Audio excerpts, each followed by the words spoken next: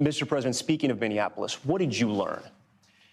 I learned that maybe we can use a little bit of a softer touch, but you still have to be tough. These are criminals. We're dealing with really hard criminals.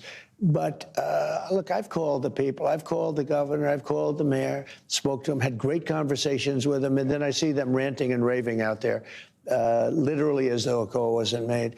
We've done a great job everywhere. After the shooting of Renee Good, you said ICE made some mistakes. What were the mistakes? Well, look, I'm not happy with the two incidents. It's not, it's both of them, not one or the other.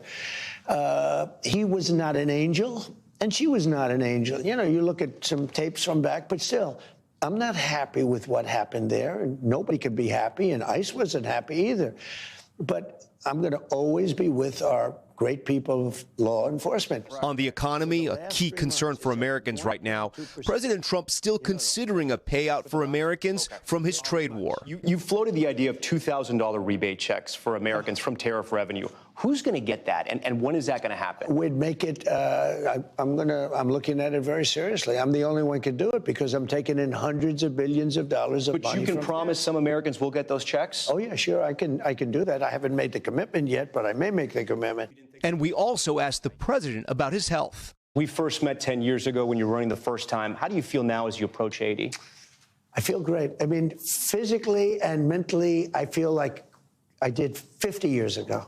It's crazy. Now, there'll be a time when I won't be able to give you that answer, but that time hasn't come, I do. I think it's very important.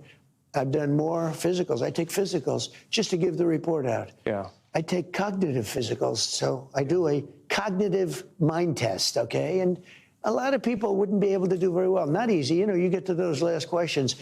I've aced. I've done 3 of them. No other president has agreed to do them. I do them because I have no problem with it because I'm 100%. Now, there will be a time. Still taking the aspirin? Still taking the aspirin? I do. I take aspirin. And I don't want to change, I don't want to. So you go against your doctor's orders. You do what you kind of feel. I've been taking aspirin for 30 years, and I don't want to change it. So, they say take the smaller one. I say, well, I want that blood to be nice and thin running through my heart. If at any point your age impacts your job, who's going to tell you that, or do you think you'll know yourself? I think I'll know myself, yeah. I think I'll know myself. Tom, you also had the chance to ask the president about his choice for the 2028 ticket.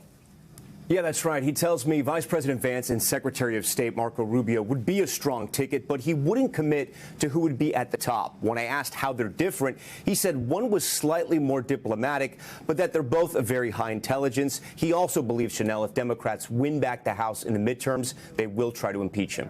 Chanel? All right, Tom, thank you. He'll have more tonight on NBC Nightly News, and you can watch the extended interview on NBCNews.com.